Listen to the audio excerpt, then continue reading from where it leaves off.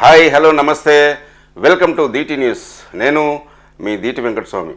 ఈ ఛానల్ చూస్తున్న ప్రేక్షకులు, శ్రేయభిలాషులు, మిత్రులకు నా యొక్క రిక్వెస్ట్, దయచేసి మా ఛానల్ని సబ్స్క్రైబ్ చేసుకోవాల్సిందిగా కోరుతున్నాము.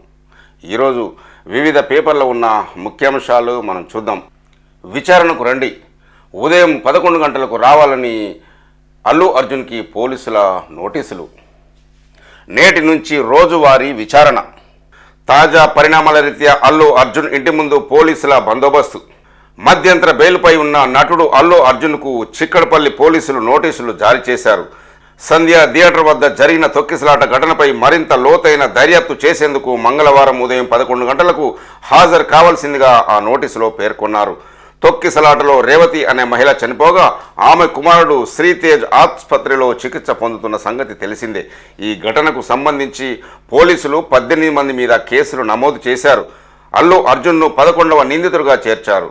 ఆయన్ను అరెస్ట్ చేసి కోర్టులో ప్రవేశపెట్టగా న్యాయస్థానం రిమాండ్ విధించింది. అల్లు అర్జున్ దీనిపై హైకోర్టును ఆశ్రయించగా 50,000 పూచికత్తుతో హైకోర్టు మధ్యంతర బెయిల్ మంజూరు చేసింది. అనంతరం ఈ దుర్ఘటనకు ప్రధాన కారణం అల్లు అర్జునేనని అసెంబ్లీ సాక్షిగా సీఎం రేవంత్ రెడ్డి ప్రకటించడంతో అదే రోజు సాయంత్రం అల్లు అర్జున్ పత్రికా సమావేశం నిర్వహించి తనపై తప్పుడు ఆరోపణలు చేస్తున్నారని చెప్పిన విషయం విదితమే. అసలు రేవతి మరణం గురించి తనకు మర్నాటి దాకా తెలియదని, ఆ రోజు రాత్రి థియేటర్లో పోలీసులు తన వద్దకు రాలేదని బన్నీ చెప్పగా థియేటర్ నుంచి ఆ రోజు రాత్రి ఆయన్ను తాము దగ్గరుండి బయటకు తీసుకొస్తున్న దృశ్యాలను పోలీసులు మీడియాకు విడుదల చేశారు. ఈ పరిణామాలన్నింటి నేపథ్యంలో అల్లు అర్జున్ను పోలీసు విచారణకు పిలవడం గమనార్హం. జరిగిన దుర్ఘటన గురించి మర్నాడు ఉదయం వరకు తనకు తెలియదని అల్లు అర్జున్ చెప్పిన నేపథ్యంలో ఆయన్ను ఎంతసేపు విచారిస్తారు, ఏ ప్రశ్నలు అడిగే అవకాశం ఉందనే అంశం ఆసక్తికరంగా మారింది. కాగా ఈ కేసు విషయమై పోలీసులు అల్లు అర్జున్ను మంగళవారం ఒక్కరోజే కాక రోజు విచారణకు పిలిచే అవకాశం ఉందని విశ్వసనీయ వర్గాల ద్వారా తెలుస్తుంది. సినీ వర్గాల సమావేశం. సంధ్యా థియేటర్ దుర్ఘటన నేపథ్యంలో బెనిఫిట్ షోలకు టికెట్ ధరల పెంపునకు అనుమతి ఇవ్వబోమని సీఎం రేవంత్ రెడ్డి, మంత్రి కోమటిరెడ్డి వెంకటరెడ్డి ప్రకటించిన నేపథ్యంలో దీనిపై ఫిల్మ్ ఛాంబర్ సోమవారం కీలక సమావేశం నిర్వహించింది. ఈ సమావేశానికి నిర్మాతలు, డిస్ట్రిబ్యూటర్లు, ఎగ్జిబిటర్లు హాజరై చర్చించారు. ఇకపై బెనిఫిట్ షోలకు అనుమతులు ఇవ్వబోమని, టికెట్ల రేట్లు పెంచబోమని అంటే ఎలా అని నిర్మాతలు ఆందోళన వ్యక్తం చేస్తున్నారు. సినిమాకు అనుకున్న బడ్జెట్కు మించి ఖర్చు అయినప్పుడు మాత్రమే టికెట్లు రేట్లు పెంచాలని అడుగుతాం తప్ప ప్రతి సినిమాకు అడగం అని నిర్మాత నాగవంశీ అన్నారు. దీనిపై సీఎంను కలిసే ఆలోచన ఏమైనా ఉందా అని విలేకరులు ప్రశ్నించగా ఫిల్మ్ డెవలప్మెంట్ కార్పొరేషన్ చైర్మన్, ప్రముఖ నిర్మాత దిల్ రాజు ప్రస్తుతం అమెరికాలో ఉన్నారని, ఆయన ఇక్కడికి వచ్చాక ముందు ఆయనతో సమావేశమై తదుపరి కార్యాచరణ నిర్ణయిస్తామని నాగవంశీ వెల్లడించారు.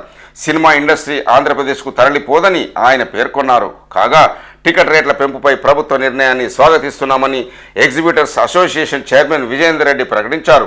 సినిమా టికెట్ ధరలు పెంచడం వల్ల ప్రేక్షకులు కన్ఫ్యూజ్ అవుతున్నారు. పెరిగిన టికెట్ రేట్లతో మధ్యతరగతి ప్రేక్షకులు, విద్యార్థులు సినిమాలకు రాలేకపోతున్నారు.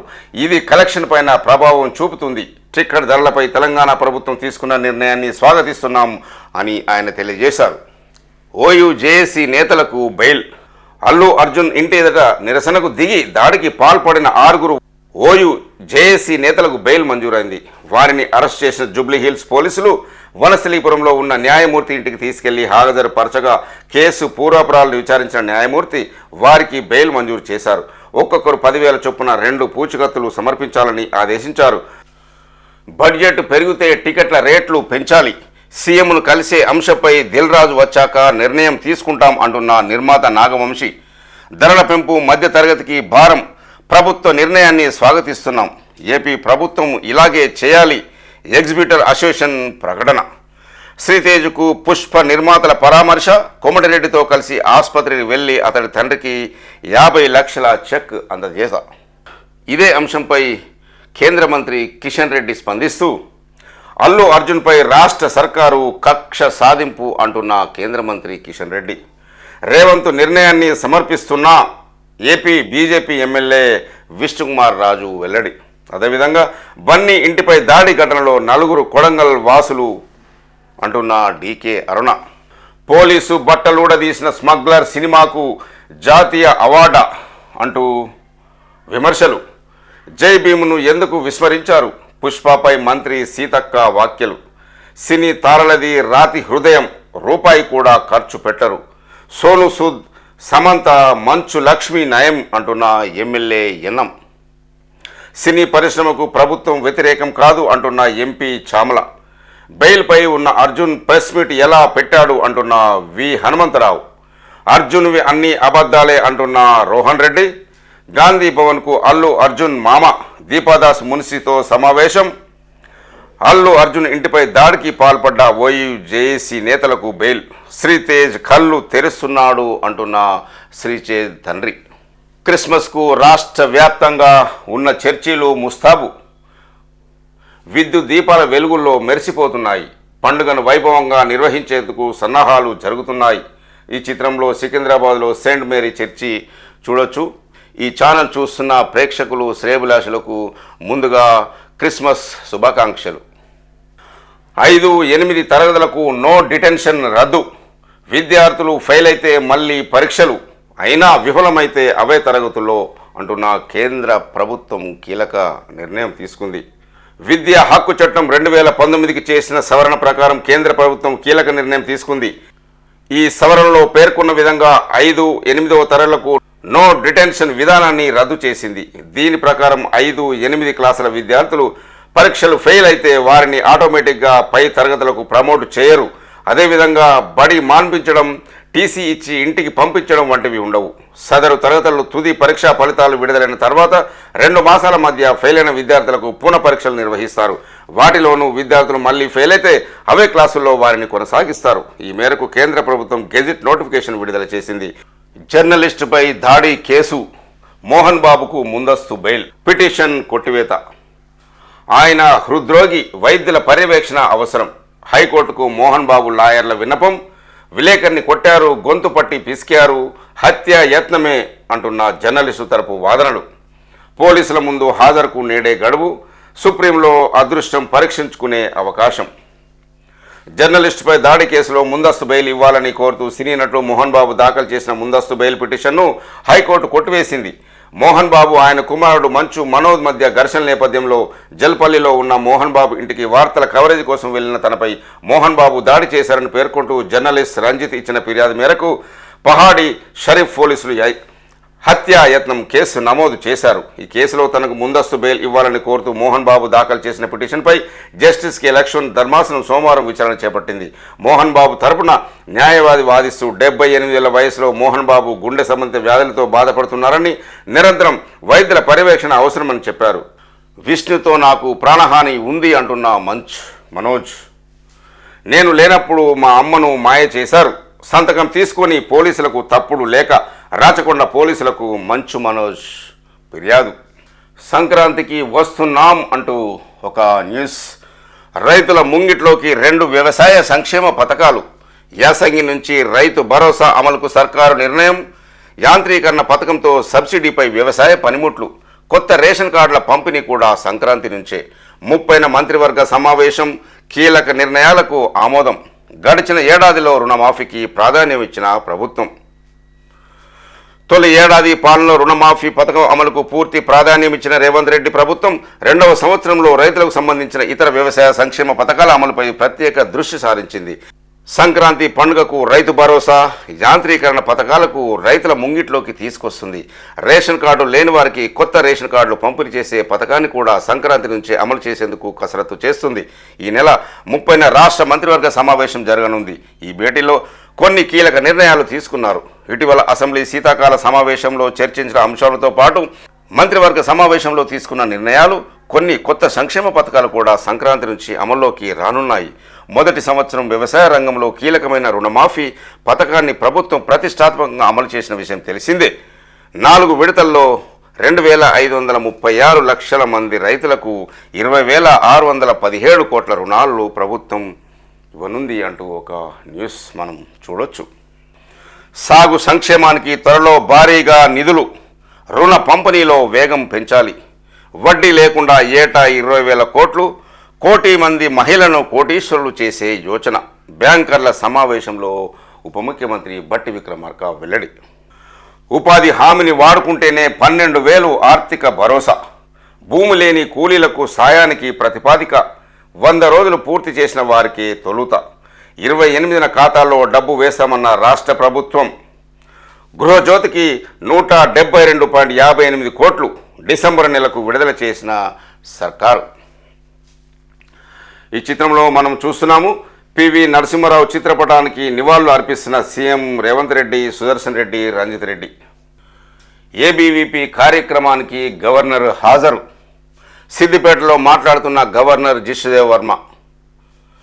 సిద్దిపేట మహాసభలో పాల్గొన్న జిష్ణుదేవ్ వర్మ విద్యార్థులు వినూత్నంగా ఆలోచించాలి, దేశ పునర్నిర్మాణంలో ముందుండాలని పిలుపు.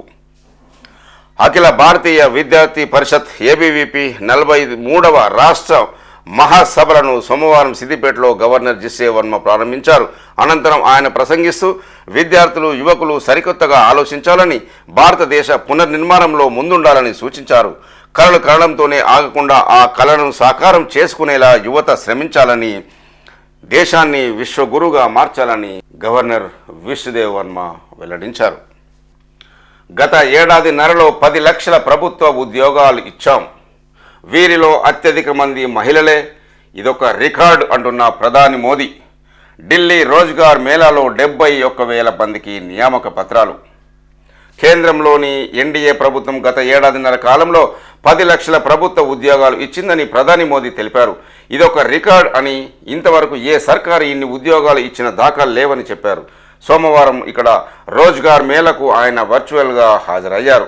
ఈ కార్యక్రమంలో 71,000 మందికి పైగా నియామక పత్రాలు అందజేశారు. తన ప్రభుత్వ పాలసీలు, కార్యక్రమాలన్నీ యువత కేంద్రంగానే ఉన్నాయని ప్రధాని చెప్పారు.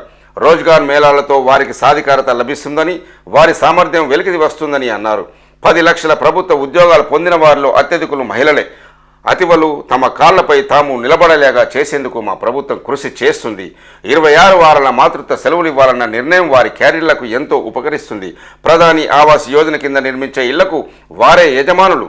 దేశంలో వారి నేతృత్వంలో అభివృద్ధి సాగుతుంది. మన యువత శక్తి సామర్థ్యాలను గరిష్టంగా వినియోగించుకోవడానికి ప్రాధాన్యం ఇస్తున్నాం.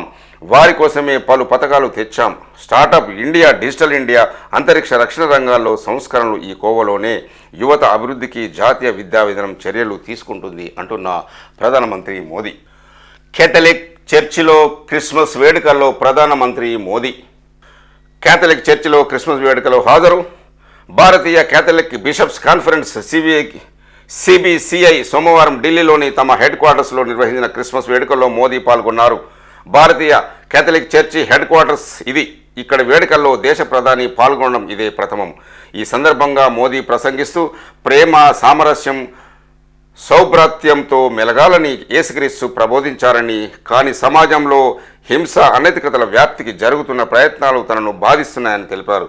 పోప్ ఫ్రాన్సిస్ పవిత్ర రోమన్ కేథలిక్ చర్చ్ కార్డినల్గా కేరళకు చెందిన జార్జ్ కువకాడ్కు పదోన్నతి కల్పించడం గర్వంగా ఉందన్నారు.